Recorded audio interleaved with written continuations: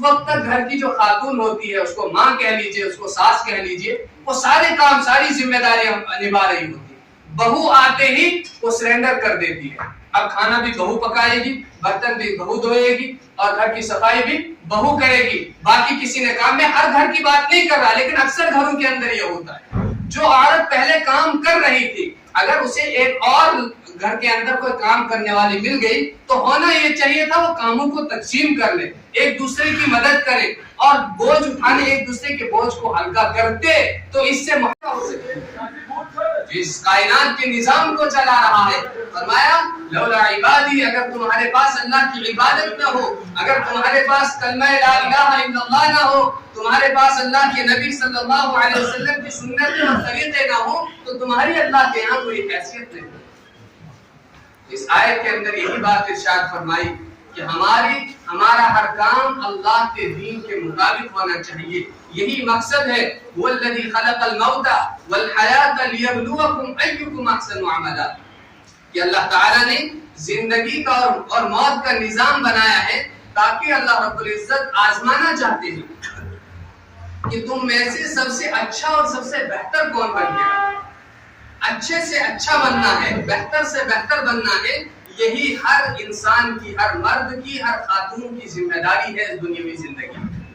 اور یہ اچھا بننا ہے صرف عبادات کی حد، ہاں نمازیں بھی اچھی ہونی چاہیے، روزے بھی اچھے ہونے چاہیے، لیکن اس کے ساتھ ساتھ ہمارے معاملات اچھے ہونے چاہیے، ہمارا لین دین اچھا ہونا چاہیے، ہماری بول چال اچھی ہونی چاہیے، دوسروں کے ساتھ رہنے سہنے کا طریقہ ہمارا اچھا ہونا چاہیے، یہ ساری چیزیں ہماری اچھی ہونی چاہیے۔ اور اس کے لیے اللہ رب العزت نے اس آزمائش کے لیے دنیا کے اندر اللہ کے نبی صلی اللہ علیہ وسلم نے یہ بات ارشاد فرمائی کہ اگر کوئی انسان اللہ کو راضی کرنا چاہتا ہے تو اس کے لیے ضروری ہے کہ وہ ہر اپنے کام کے اندر اللہ کی ہدایات کو، اللہ نے جو احکامات دیے ہیں ان کو پیش نظر رکھے۔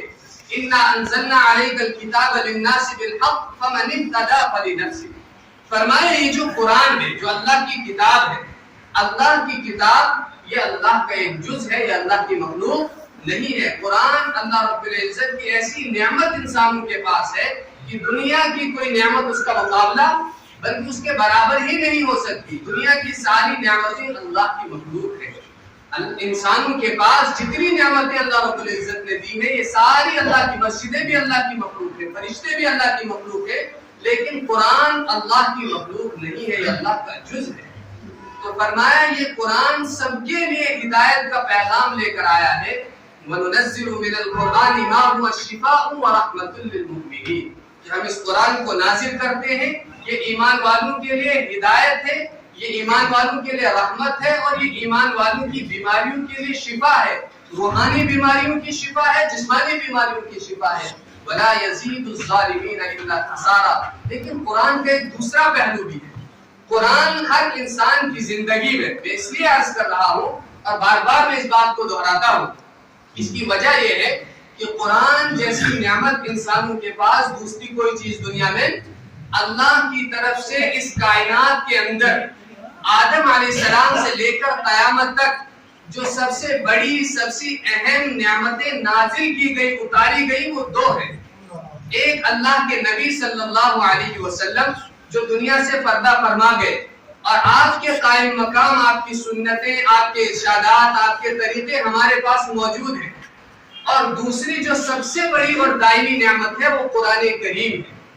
اس سے بڑی کوئی نعمت انسانوں کے پاس موجود نہیں۔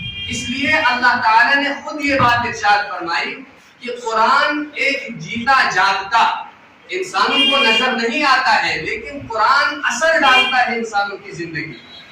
وہ اثر مثبت بھی ہو سکتا ہے اور وہ اثر منفی بھی ہو سکتا ہے۔ ہر انسان، کوئی اس سے مستثنا نہیں ہے، چاہے غریب ہے، چاہے امیر ہے، چاہے پڑھا لکھا ہے یا ان پڑھ ہے، چاہے افسر ہے یا ملازم ہے، کوئی بھی اس سے مستثنا نہیں ہے۔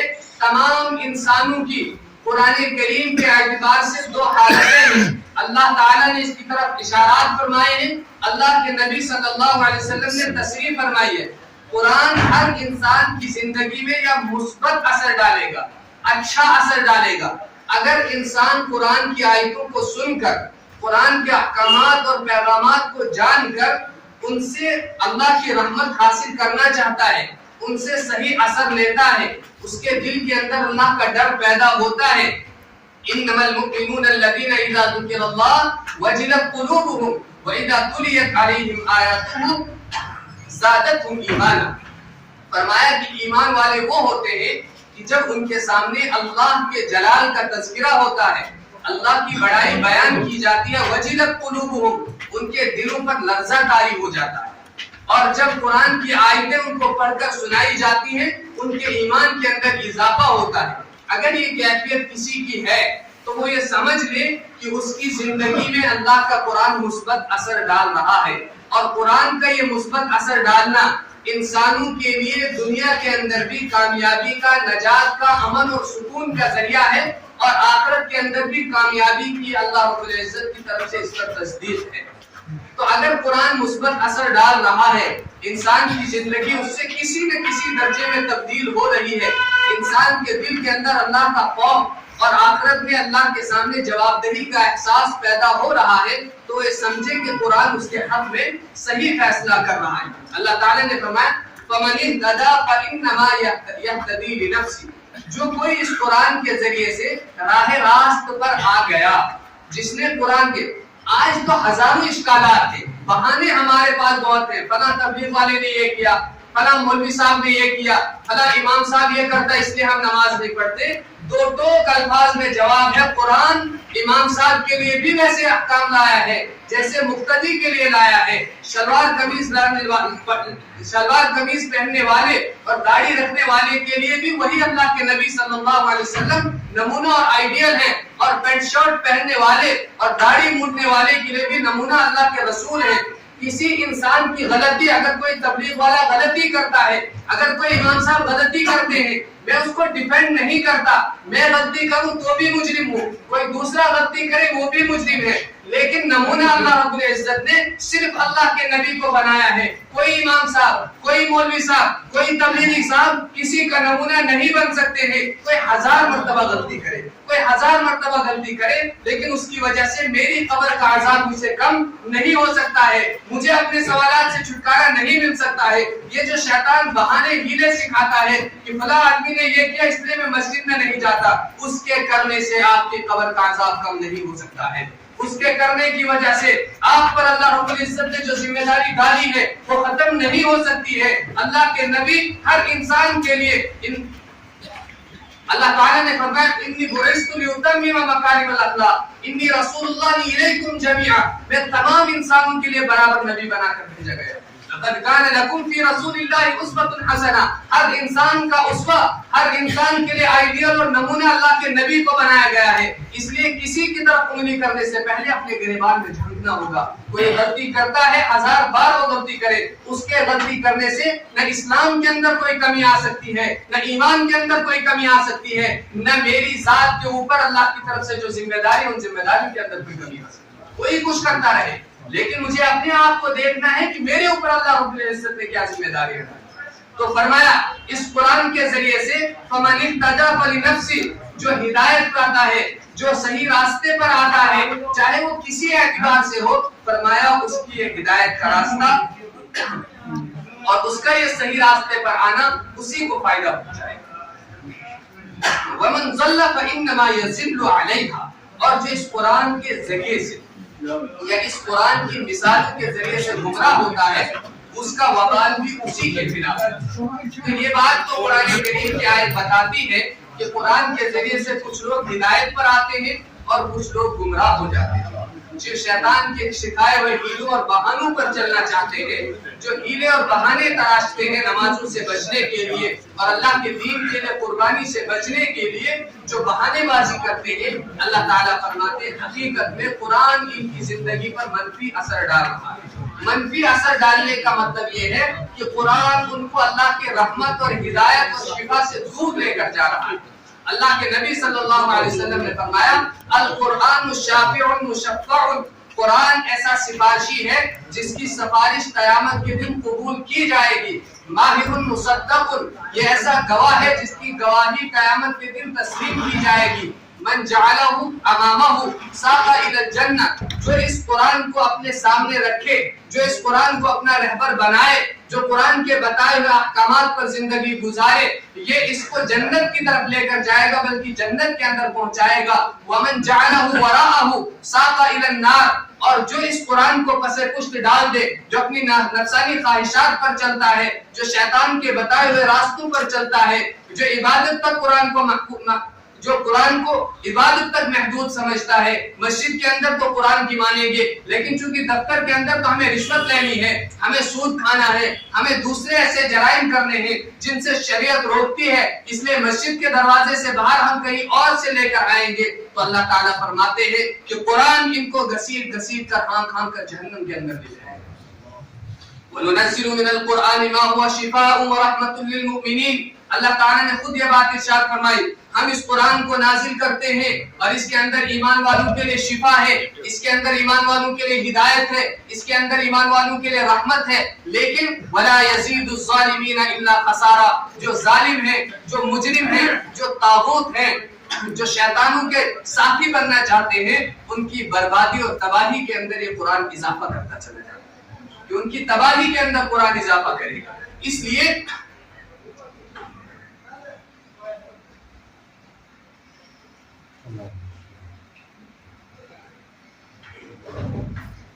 اس بات کو سمجھنا ہے کہ قرآن ہر انسان کی زندگی میں یا اچھا اثر ڈالے گا۔ اچھا اثر ڈالنے کا مطلب یہ ہے کہ مسجدوں کی محبت دلوں کے اندر ہوگی، یعنی اللہ کی رحمت کے قریب لے کر جائے گا۔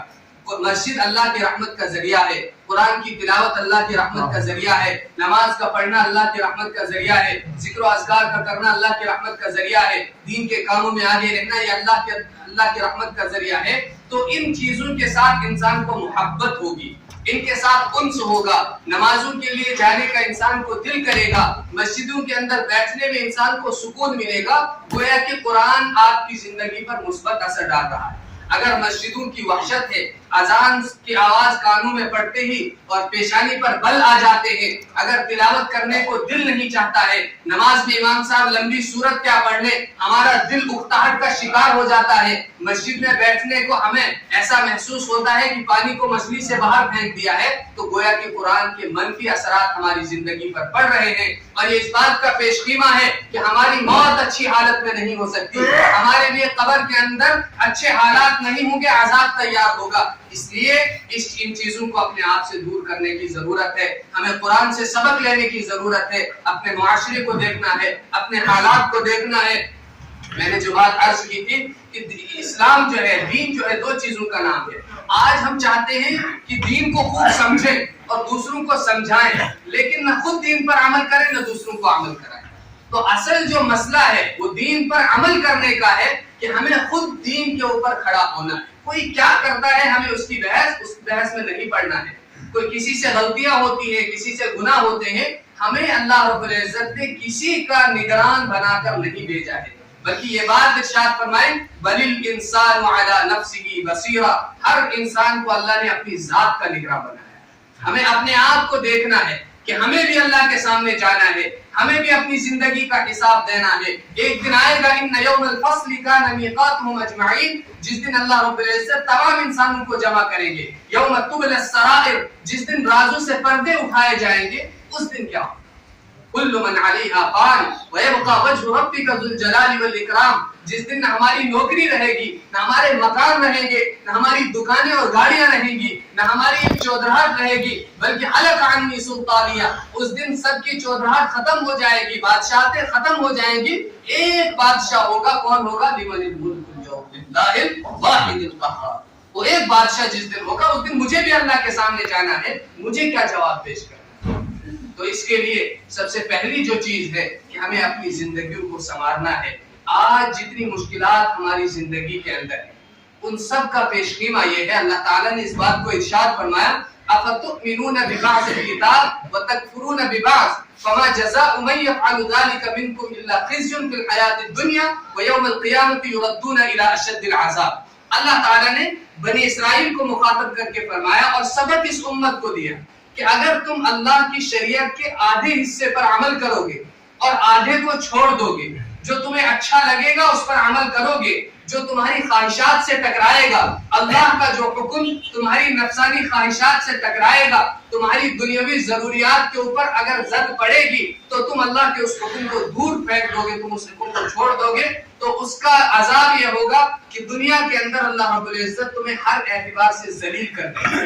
اور ذلت کی ایک نشانی یہ ہے کہ گھروں کے اندر آج جو بے سکونی ہے، گھروں کے اندر جو لڑائی جھگڑے ہیں، وہ صرف اس بات کی وجہ سے ہے کہ ہم نے شریعت کو چھوڑ رکھا ہے، ہم نے شریعت کو اپنے آپ پر، اپنے گھروں پر نافذ نہیں کیا ہے، جس کی بنیاد پر آج گھر بے چینی کی آوازگاہ بنے ہوئے ہیں، ایک جہنم، ایک آگ لگی ہوئی ہے گھروں کے اندر۔ یہ کیوں ہے؟ ہم نے شریعت کو چھوڑ رکھا ہے۔ تو اللہ تعالیٰ نے فرمایا کہ تمہیں پورے اسلام پر عمل کرنا ہے۔ دفتر کے اندر بھی مسلمان ہونا چاہیے، مسلمان مزدور مزدوری کے اندر بھی مسلمان ہونا چاہیے، اور مسلمان باپ اپنے گھر کے اندر بھی مسلمان باپ ہونا چاہیے۔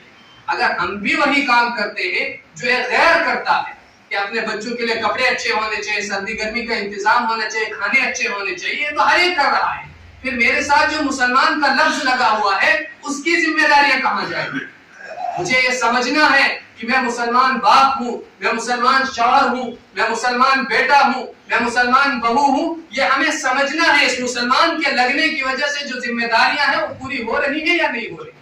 تو فرمایا اگر تم آدھے پر عمل کرو گے اور جو چیزیں تمہاری نفسانی خواہشات سے، تمہارے نفس سے ٹکرائیں گی، اگر ان کو تم چھوڑ دو گے، اللہ رب العزت دنیا کے اندر بھی عذابات کے اندر گرفتار کرے گے۔ وَيَوْمَ يُرَدُّونَ إِلَىٰ أَشَدِّ الْعَذَابِ، اور قیامت کے دن سخت ترین عذاب کے اندر گرفتار کیے جائیں گے۔ اس لیے پورا دین ہونا چاہیے۔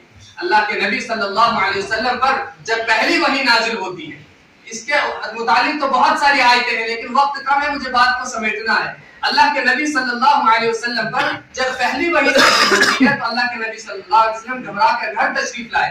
تو حضرت خدیجہ الکبریٰ رضی اللہ تعالی عنہا نے جو بات ارشاد فرمائی ہے وہ ساری امت کے لیے، قیامت تک آنے والے انسانوں کے لیے ایک سبق ہے۔ حضرت خدیجہ نے فرمایا کہ اللہ تعالیٰ آپ کو ضائع نہیں کر سکتے، اللہ رب العزت آپ کو تکلیف نہیں دے سکتے۔ کیوں؟ انک لتصل الرحم، اس لیے کہ آپ صلہ رحمی کرنے والے ہیں، آپ رشتوں کو جوڑنے والے ہیں۔ ایک گھر ہوتا ہے، سارے بھائی ایک دسترخوان پر کھاتے ہیں، ایک چھت کے نیچے رہتے ہیں، ایک ہانڈی میں پکتا ہے، لیکن جو ہی ایک بہو باہر سے آئی، میں یہ نہیں کہتا کہ بہو کا قصور ہے، ہم نے گھروں کا مزاج اس طرح سے بنایا ہے، ساس بہو کو قبول نہیں کرتی ہے، بہو ساس کو قبول نہیں کرتی ہے، اس وجہ سے بھائی بھائی سے الگ ہو جاتا ہے، دسترخوان الگ ہو جاتے ہیں، ہانڈیاں الگ ہو جاتی ہیں۔ کیا مسئلہ ہے؟ انک لتصل الرحم، آپ صلہ رحمی کرنے والے ہیں۔ یہ اصول ہے ہر مسلمان کے لیے، یہ بنیاد ہے ہر ایمان والے کے لیے، مردوں کے لیے بھی، عورتوں کے لیے بھی۔ فرمایا انک لتصل الرحم، آپ صلہ رحمی کرنے والے ہیں، آپ رشتوں کو جوڑنے والے ہیں۔ اس بنیاد پر اللہ رب العزت آپ کو تکلیف نہیں دے سکتے ہیں۔ ہر ایمان والا یہ بات سمجھ لے کہ اگر گھر کی وجہ سے کوئی تکلیف ہو رہی ہے، اگر مالی پریشانیوں کی وجہ سے، ایک تو آزمائش ہر انسان کی ہونی ہے، لیکن کوئی ایسی چیز جو انسان کو بہت زیادہ تکلیف پہنچا رہی ہے، وہ دین سے دوری کی بنیاد پر، وہ دین سے دور ہونے کی بنیاد پر ہے۔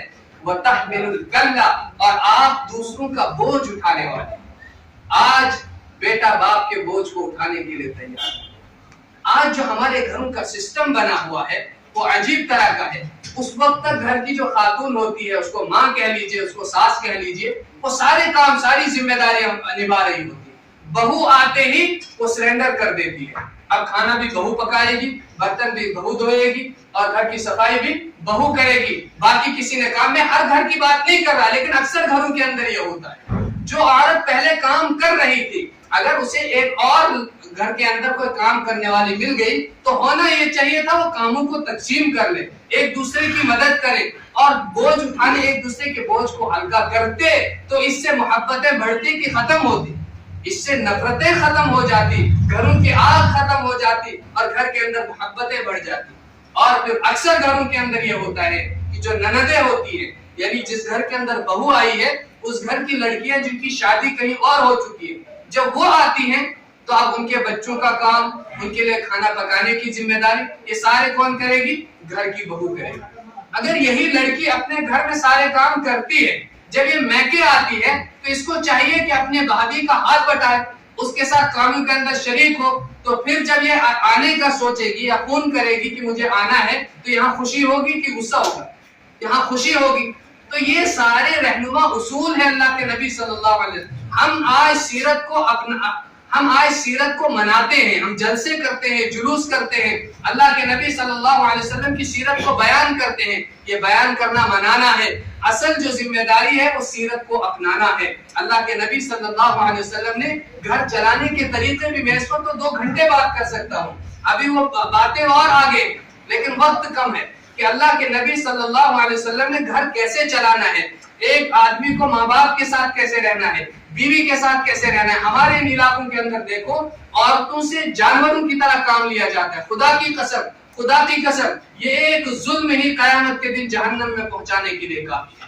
مرد کیا کرتے ہیں؟ صبح نکل گئے، دکان پر بیٹھ گئے، شام کو تھکے آئے، ہماری مالش بھی کرو، ہمارے جوتے بھی اتارو، ہمارے کپڑے بھی دھو کے رکھو، لیکن عورتیں جانوروں کی طرح کام کرتی ہیں۔ گھر کے اندر کا کام بھی کرایا جاتا ہے، پھر کھیتوں کا کام بھی لیا جاتا ہے، جانوروں کا کام بھی ان سے لیا جاتا ہے، ان کے لیے گھاس بھی لانا ہے، چاروں کو۔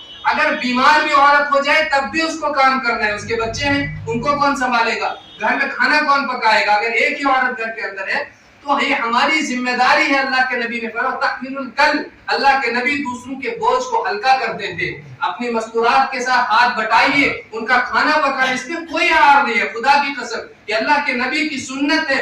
اپنی بیوی کے ساتھ آپ کپڑے دھلانے میں اس کی مدد کر سکتے ہیں، لکڑیاں لانے میں اس کی مدد کر سکتے ہیں، گھر کی صفائی میں برتن دھونے میں اس کی مدد کر سکتے ہیں۔ یہ سنت رسول ہے، اس سے آپ کی زندگیوں میں برکتیں آئیں گی، آپ کے گھروں میں برکتیں آئیں گی۔ اس کے علاوہ بیویوں پر بھی ذمہ داریاں ہیں، عورتوں کے بھی کچھ حقوق ہے، لیکن مردوں کے اوپر زیادہ ذمہ داریاں ہیں۔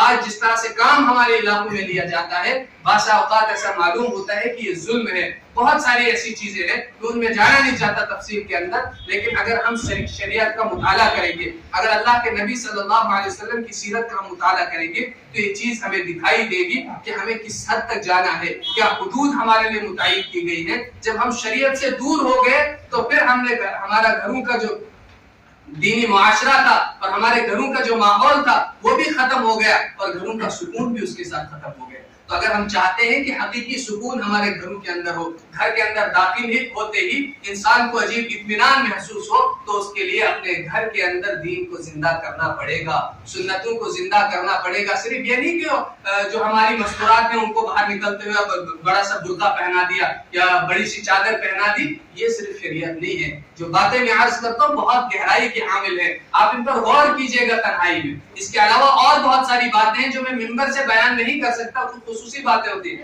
کہ مرد کو اپنی عورت کے ساتھ کیسے رہنا ہے، بہنوں کے ساتھ کیسے رہنا ہے، پھر عورتوں کے لیے کہ ان کو اپنے مردوں کے ساتھ کیسے رہنا ہے، ساس سسر کے ساتھ کیسے رہنا ہے، ساس اور سسر کو اپنی بہو کے ساتھ کیسے رہنا ہے۔ یہ پورا ایک نظام ہے، ایک نظام ہے۔ ہم یہ سمجھتے ہیں کہ دماغ کی ضرورت صرف امتحان کے لیے پڑتی ہے، پی ایچ ڈی اور ایم اے کرنے کے لیے پڑتی ہے۔ خدا کی قسم دماغ کی سب سے زیادہ ضرورت اور ذہانت کی سب سے زیادہ ضرورت زندگی گزارنے کے لیے، صحیح زندگی گزارنے کے لیے، اپنی زندگی کو صحیح ٹریک پر لانے کے لیے سب سے زیادہ دماغ کی ضرورت ہے۔ اس لیے اللہ کے نبی نے فرمایا الکیس من دان نفسہ وعمل لما بعد الموت، عقل مند ترین، دانشمند ترین انسان وہ ہے جو اپنے نفس کو قابو میں رکھے اور موت کے بعد کے لیے تیاری کرتا رہے۔ والعاجز من اتبع نفسه هواها وتمنى على الله الاماني، اور سب سے نکما، ناکارہ اور ناکام انسان وہ ہے جو اپنی خواہشات پر چلتا رہے، جو اپنے نفسانی تقاضوں کو پورا کرتا رہے اور اللہ پر بڑی بڑی امیدیں باندھتا رہے۔ تو اس لیے ہمیں صرف امیدیں نہیں باندھنی ہے، صرف امید باندھنے سے کچھ نہیں ہوگا۔ لیس بامانیکم ولا امانی اہل الکتاب، اللہ تعالیٰ نے فرمایا اے ایمان والو، جو تم نے صرف امیدیں باندھ رکھی ہیں کہ ہم نے کلمہ پڑھ رکھا ہے، ہمارا نام مسلمانوں والا ہے تو ہم کو جو ہے جنت مل جائے گی، اللہ تعالیٰ نے فرمایا اس کی اللہ کے ہم کوئی حیثیت نہیں، کوئی حیثیت نہیں ہے۔ اگر امید باندھنی ہے تو اس کے لیے پہلے اللہ سے رابطہ مضبوط کرنا پڑے گا، اپنا راستہ صحیح کرنا پڑے گا، قرآن کی بتائی ہوئی ہدایات پر چلنا پڑے گا، تب جا کر انسانوں کے لیے اللہ کی طرف سے، اللہ کے ساتھ انسان کی جو اچھی امیدیں ہیں وہ بھی کچھ کام آئیں گی۔ اللہ رب العزت مغفرت کا، رحمت کا معاملہ فرمائیں گے، لیکن کچھ نہ کچھ کر کے انسان کو جانا پڑے گا۔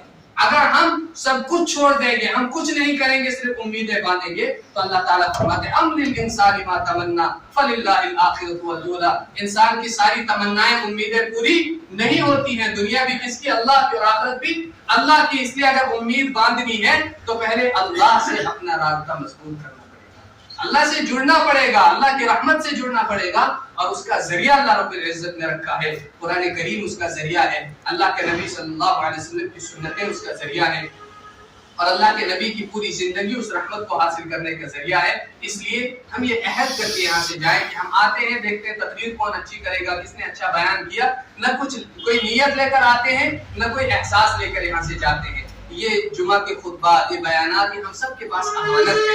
अगर इनसे कुछ हासिल हम करते हैं, कुछ सीखते हैं, अपनी जिंदगी के अंदर कोई तब्दीली लाने की कोशिश करते हैं, तो ये हमारे जुमा के खुतबात हमारे लिए मुबारक होंगे, क़यामत के दिन ये हमारे हक में होंगे। और अगर हमने सुनकर भुला दिया, न कहने वाले को याद रहा, न सुनने वाले को याद रहा, तो ये क़यामत के दिन हमारे लिए वबाल है। इसलिए इरादा करें, अल्लाह रब्बुल इज्जत हम सबको तौफीक अता फरमाए, अपनी जिंदगियों को बदलेंगे इंशाअल्लाह, अपने घरों के माहौल को बदलेंगे, और बदलना हमारी जिम्मेदारी है, कोई किसी पर एहसान नहीं है। हम अगर किसी के बोझ को हल्का करते हैं और किसी की जिम्मेदारियों के अंदर उनका हाथ बटाते हैं, तो हमारी जिम्मेदारी है, ये अखलाकी जिम्मेदारी है, दीनी फरीज़ा है हमारा, ठीक है। तो अपने घरों का माहौल भी बदलेंगे। इसके अलावा भी बहुत सारी बातें इंशाल्लाह कभी मौका मिला तो घर के निजाम पर इंशाल्लाह और आपके सामने बातें रखेंगे। अल्लाह रब्बुल इज्जत हम सबको अमल की तौफीक अता फरमाए। वक्त हो चुका है, ये